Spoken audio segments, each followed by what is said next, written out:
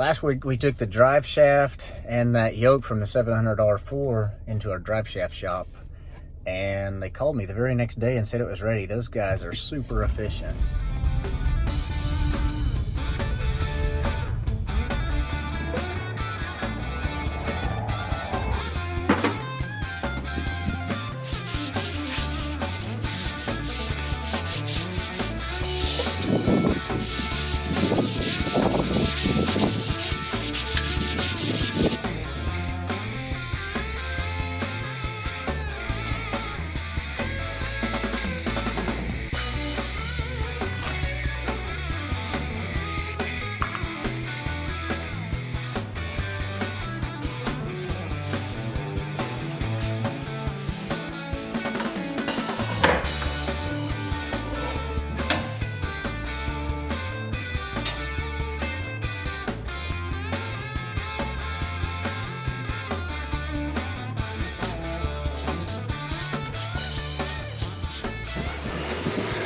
Drive shaft done.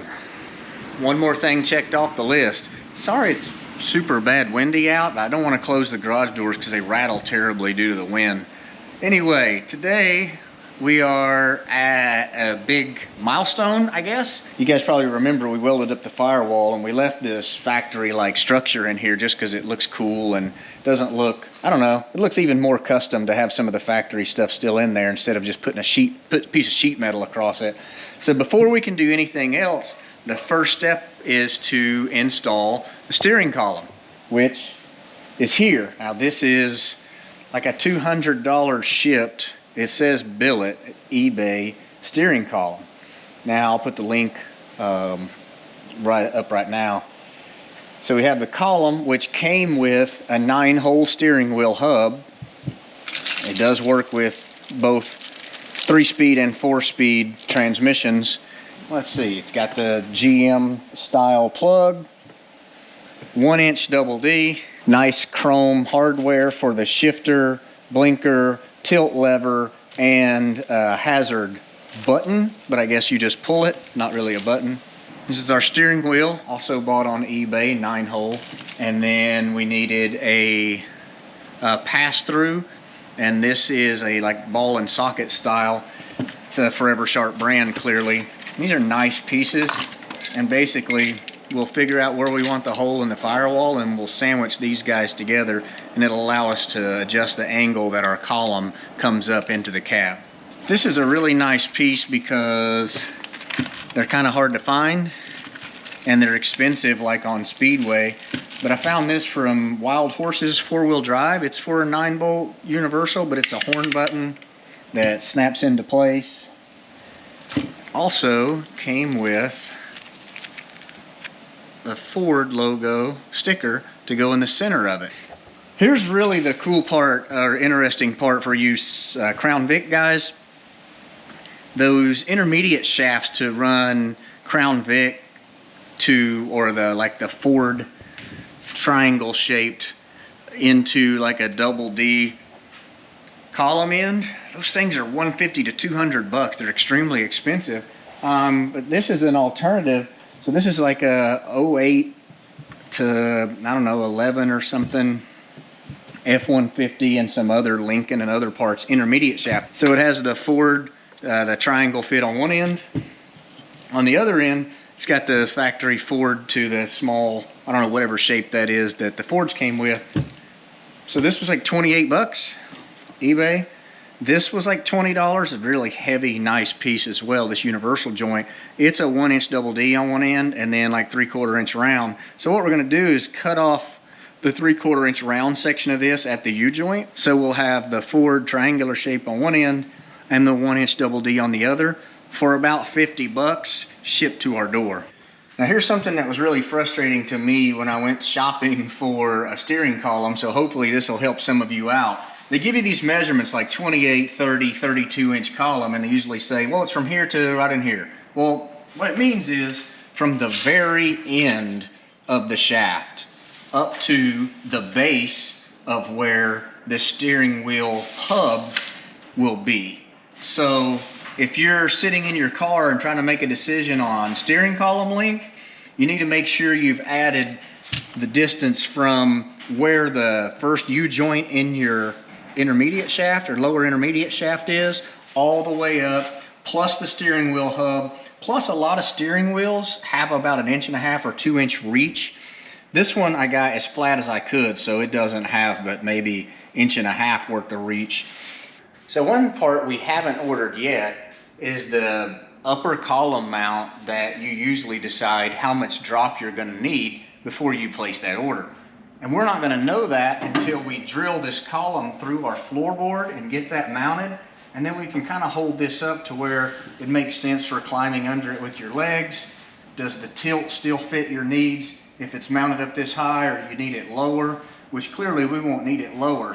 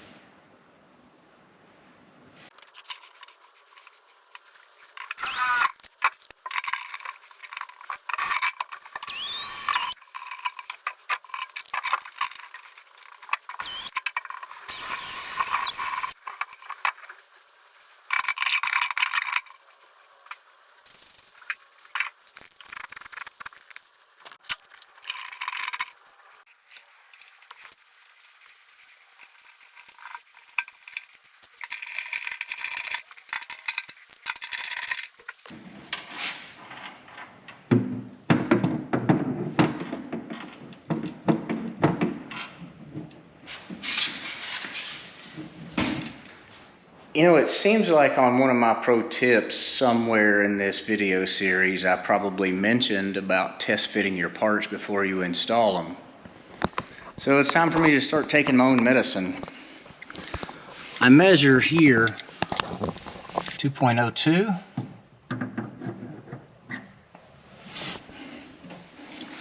And this eBay column, that works. 2.02 plus a little. It's like about 4/1000ths of an inch too thick on the column to fit in that pass-through.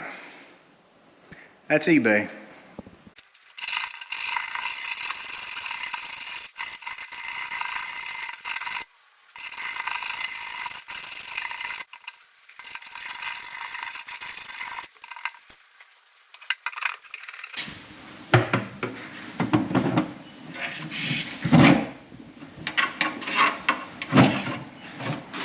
Proper steering wheel distance, so I'm told. In your driving position, it should hit you right in the wrist when your arm is straight out. And then that'll give you about the proper amount of bend on your arms. Now this is a set screw that's in this ball and socket for the pass-through. So I'm just going to cinch it up. That should keep this column in place. Also, you'll notice I did have to file the inner shaft because it's really tough to get on this double D U-joint. Should keep it there. And I think sometimes it's better to be lucky than good, because that's about the exact amount of maxed out this intermediate shaft could be. it looks like to me we bought just the right length column. And of course you could always buy a different steering wheel hub adapter if you need to make it longer. But this was just almost too short. Well, that's mocked up dead center to my chest when I'm sitting in the seat. You can see, maybe close, but there is room for clearance here and lots of clearance around the header. So we're going to call this a win, and that steering column is where it needs to be. From the factory, the pedal box tied this section in to this drop brace, and then of course bolted to the firewall to give it strength. So to give us a good mounting surface, I'm going to go ahead and cut up this factory pedal box so we can have the surface areas on this that mount to the dash and that support bracket that comes from behind the gauge cluster, and probably just go ahead and cut out this section where the factory column mount was installed. So sorry to all the purist restoration people out there, we're about to hack up some 60-year-old goodness.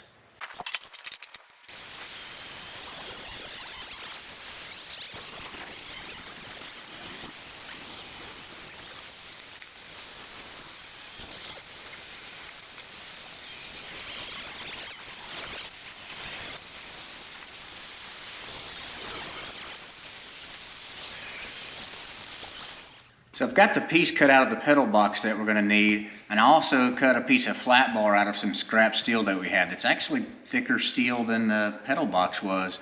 So I'm going to weld this across as kind of like a bridge, and that's where we'll mount that upper steering column to.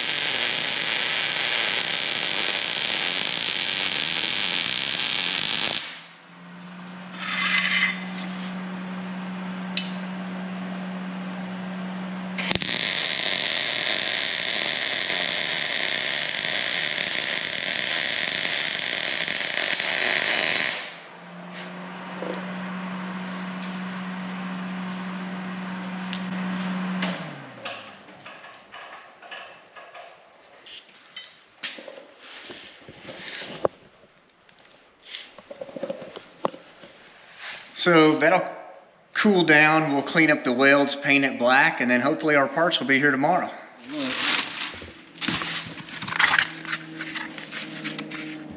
Seriously, that's $112. So here's that section that we cut out of the factory pedal box, and then I welded this strap across the front so we can bolt that new hanger to it. So I'm gonna get this mounted up, get it marked, bolt that in place, and then the column will be where it's supposed to be.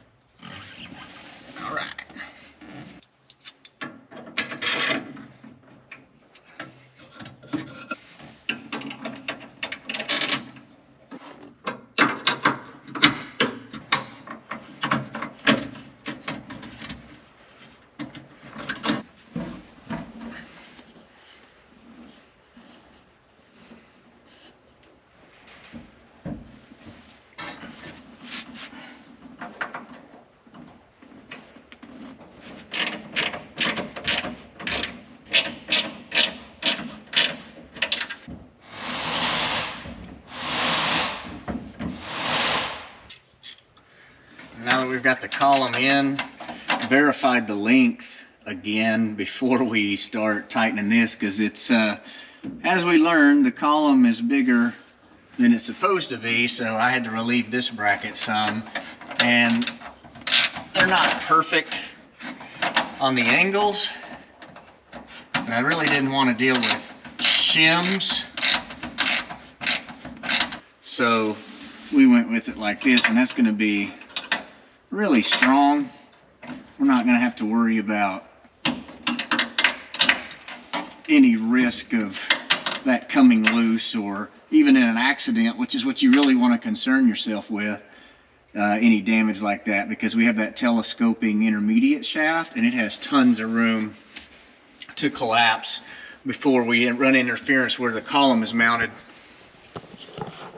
So from the driver's angle, see how it looks really good under there. There's room for us to get our knees under the column when we climb in. We'll of course get our accelerator pedal ordered now, and we'll mount our brake pedal here, so that gives us plenty of space. And for those of you that don't know, these trucks didn't come with much room in the cab like we established when we were going over seats and cutting the factory brackets off. So we're doing everything we can to make a little room. Like I said, I'm 6'1", 6'2", depending on which gas station I'm leaving, and it's mostly in my legs. So I really want to be comfortable when I'm driving this truck. Otherwise, what was the point of installing independent front and rear suspension and the tires that I'm having installed on the wheels as we speak are quiet and comfortable tires first and foremost. Because again, this thing's not going to be doing wheel stands. I appreciate you guys watching once again. We're going to call that enough with this column now that it's fully installed. And then I'll probably do that shift cable and finishing up the brakes, including the pedal, the master cylinder. That stuff's here from Willwood. You probably saw it on the table. But the column is first and everything goes around it, because we know we're going to have that bracket. Matter of fact, yeah, we're going to have this bracket. Hopefully, it's going to be in it. Well, I'll have to space it a little, get it over that column that again is too big, but it'll spread out and go over there. But it's going to be here, and then we want to concern ourselves with where the brake lines are going to come down from the master cylinder, and the accelerator pedal. If we do a floor mount style, the cable will come straight up through here, and then it'll have to route up and around and over to the other side of the throttle body. But if we do a firewall mount, then the cable will come out of the firewall about here, and then we'll have to run the cable around. And of course, it doesn't leave it a lot of room to bend and go behind our intake. And I'm not a huge fan, even though that's how like the factory F-bodies are. Like the cable will lay across the intake. Decisions to be made, but they're to be made now that we have the column in place, which is most important. Today, I'll leave you with this. Next time you get in your car, see if your steering wheel is pointed straight at you in the middle of the seat, and see if it's lined up dead on center with the gauges in your dash. Probably isn't, but I bet you didn't notice. You're welcome, America.